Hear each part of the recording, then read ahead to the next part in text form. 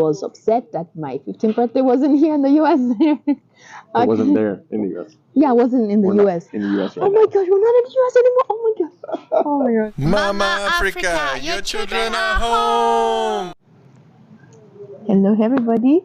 Hello again. Welcome back to Familia Pablanu. I am the one and only Anu.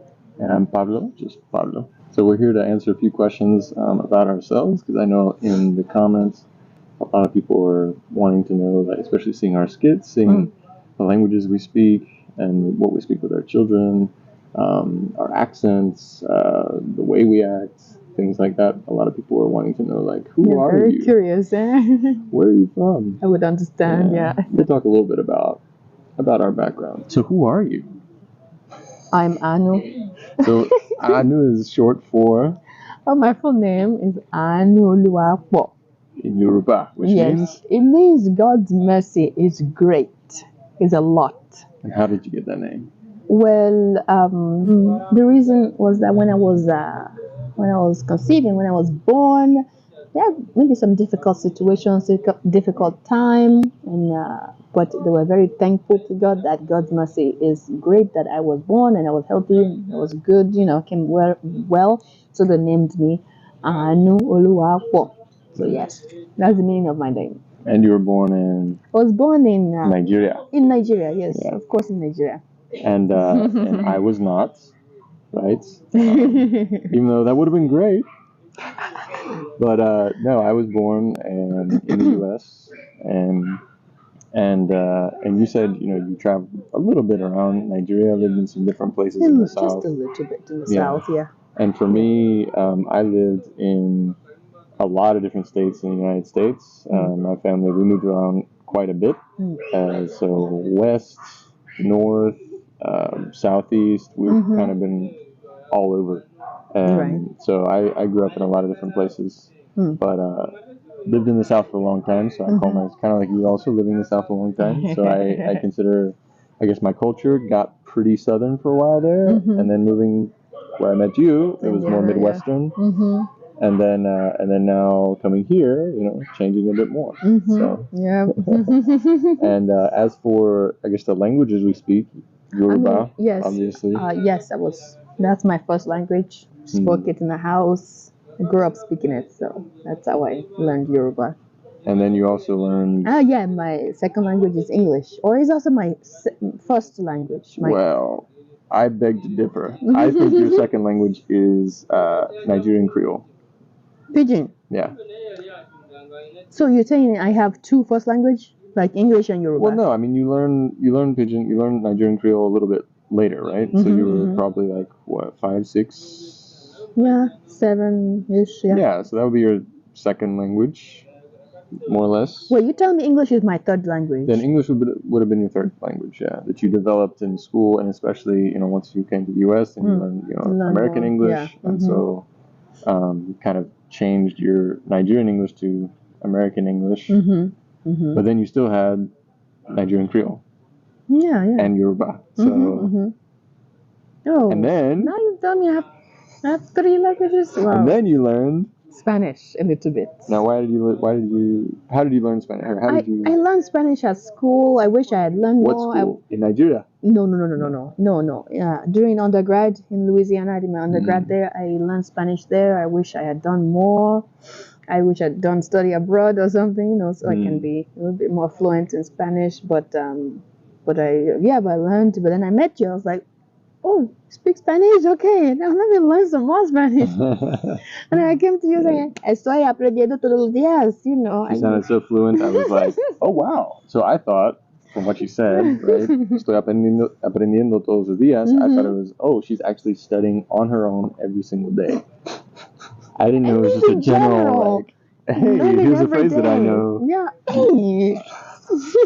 The only phrase you knew that well. But Anyways. But so far it has improved tremendously. Well, the hearing part, I understand more. I need to work more on my speaking because we speak it in the house. Yeah. What time? When did you come to the U.S.? What age were you roughly? I was 15 years old. I just had my 15th birthday. I was upset that my 15th birthday wasn't here in the U.S. It wasn't there in the U.S. Yeah, I wasn't in the We're U.S. not in the U.S. right Oh my now. gosh, we're not in the U.S. anymore. Oh my gosh. Oh my gosh. Oh my gosh. Yeah. Why did we end up in the Midwest? Well, I can tell why I end up in the Midwest. Yeah. Well, how I ended up in the Midwest is I went there for to further my education for a master's. Went there for school, and then I stayed after I finished my program, and then I was working, and that's when I met Pablo here. Right, and so I actually moved up there after she did, and ended up getting a job there. So we both met each other in Indiana, actually. Right. So the crossroads of America is where we met. So it's not surprising, right, that our roads crossed. So, okay, so you spent a little over half your life in, well, little less than half your life in Nigeria, a little more than half your life in the U.S. In the U.S., yes. Yeah. And then as for me, I spent most of my life in the U.S. Sorry, I had to move the camera a bit. The light was changing. But yeah, so for me, I lived in the U.S. pretty much my whole life, except for, let's see, when I studied abroad and when I worked abroad a bit. And so I've been, I guess, to a couple of countries, always because of work and study, and always having to do Spanish. So I guess to begin with, why did I learn Spanish? How did I start learning Spanish? We have a video interview of me talking about different languages that I learned and things like that. And there's a Spanish one as well you can look at. But yeah, why did I start learning Spanish? Just because it was the only living language in my high school. My high school didn't have much. It was a pretty poor community, and so they had Latin, which they discontinued pretty quickly. Wow. And so I took Latin first, and it was the first time I experienced like learning a language. Like I remember after a couple of weeks, I would picked up the book and started reading, and I was like, I can read what this is saying, and it just blew my mind. It was the first time I could like make sense of something in a different language. And then even more so when I started learning Spanish the year after, and I could actually speak with people in a different language. It was like, it just blew my mind, and I loved it. And so when it came to choosing a degree for college, that's what I wanted to do. I was like, hey, I mean, there's a lot of things that can make money, but I like this. I like language, and Spanish is fairly easy for me, and I enjoy it, so that's what I'm going to do. So that's what I did. Yeah, it's important in America too. Right. Actually, even before I started taking Spanish in high school, I was already speaking some American Spanish, which, by the way, Español Americano, Español Estadounidense is very different from, like, international Spanish or Spanish from Colombia, España, Argentina. Very different. Mexico, very, very different. Even Mexicans, when Americans, who people might call Latinos, go down to Mexico, even if their family's from Mexico, like Mexicans look at them like, what are you saying? Like, you sound very different, your grammar's different, everything's different. So it is a very different type of Spanish, and that's what I learned first on the soccer field. So I started learning that before actually taking classes in Spanish. So I learned like "Sendala pa atrás, güey," and like all the like those sort of that sort of language at first. But anyway, so yeah, being able to speak with people is why I like Spanish to begin with. And there are a lot of Hispanics, a lot of Spanish speakers around where I lived, and friends of mine. But yeah, then in college I ended up learning other languages. And then I went to study abroad in Spain, learned some more languages, studied some more languages, I should say. And then came back and then worked some in Mexico, worked some in Spain as well.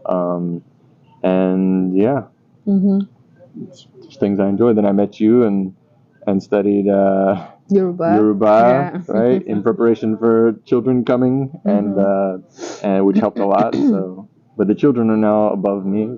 They speak a lot better than me, so I learn from them. They correct me, which is great. The tones, yeah, it's excellent. So, we should have talked about that in our video about benefits I was thinking, benefits for teaching children. I forgot about benefits for the parents. We got to do a video on that sometime. Oh my god, that Benefits do for the correct. parents. Yeah. Yeah, because I was focused on benefits for the children. But anyways, so yeah, that's a little bit about us. Let me see. There's last question we'll answer right now is, how long did we date? we didn't really We mean, courted. We courted for like how many months? 3 months, 4 months, and then you proposed, and then we got married. Yes. And the rest was history. So. Yes. At some point, we'll talk more in more detail about that. But in a nutshell. Yeah. So we courted for, gosh, it was how many months? 3 months.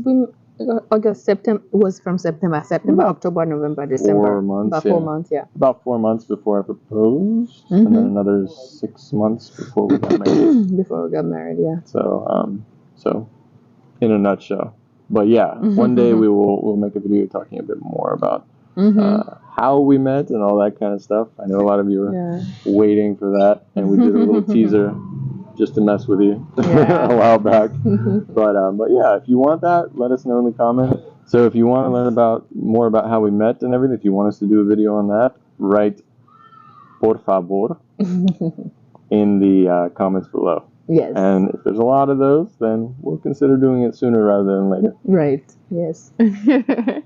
Alrighty, that's all we have for you guys today. Well, until next time, we say adios, YORÀBÁ.